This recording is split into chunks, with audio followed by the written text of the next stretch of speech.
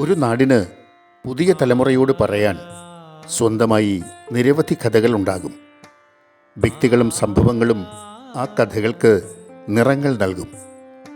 പല കഥകൾക്കും കാവുകളും ക്ഷേത്രങ്ങളുമെല്ലാം പശ്ചാത്തലമാകും.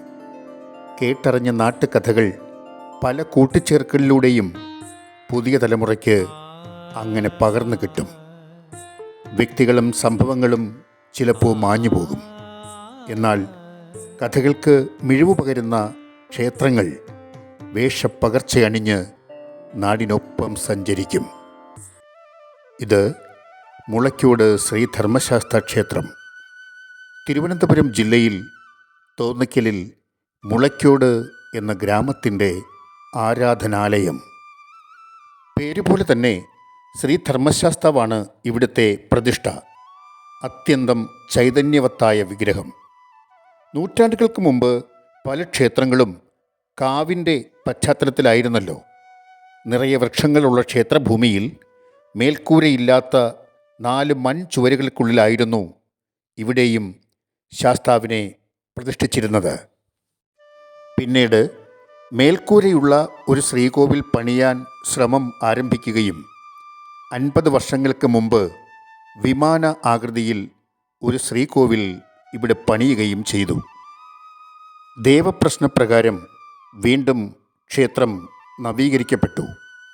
നാട്ടുകാരുടെ ശ്രമഫലമായി ശബരിമല ശ്രീകോവിലിൻ്റെ മാതൃകയിൽ ഇന്ന് കാണുന്ന ക്ഷേത്രം അങ്ങനെ നിർമ്മിക്കപ്പെട്ടു.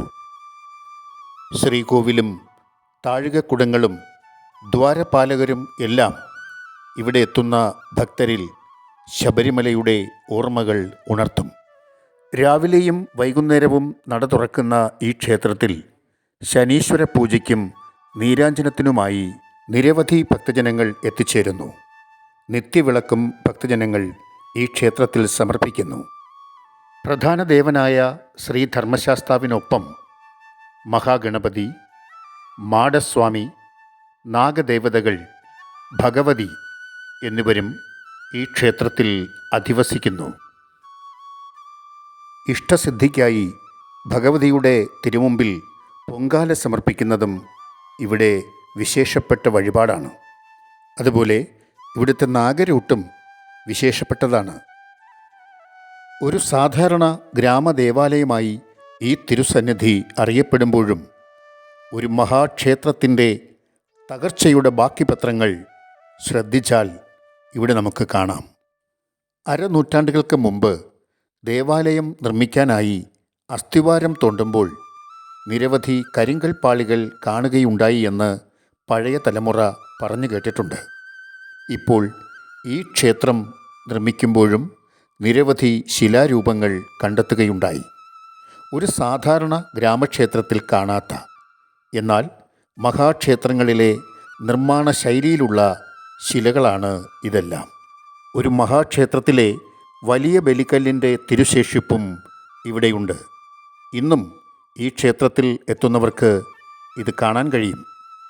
അങ്ങനെ നൂറ്റാണ്ടുകൾക്ക് മുൻപുള്ള ഒരു മഹാക്ഷേത്ര സംസ്കൃതിയുടെ മുകളിൽ ചില ചരിത്ര സത്യങ്ങളെ വിസ്മൃതിയിലാക്കിക്കൊണ്ട് മുളയ്ക്കോട് ശ്രീധർമ്മശാസ്താ ക്ഷേത്രം പരിലസിക്കുന്നു. ക്ഷേത്രങ്ങളുടെ ചരിത്രമന്വേഷിക്കുന്ന പലരും ഇതുപോലെ നിരവധി ക്ഷേത്രങ്ങളെ മറന്നു പോവുകയോ നാട്ടുകാർ പറയുന്ന കെട്ടുകഥകളും കേട്ടുകഥകളും വിശ്വസിക്കുകയോ ചെയ്യും. നിഷ്കളങ്കരായ ഭക്തർ ചരിത്രാന്വേഷികൾ അല്ലല്ലോ.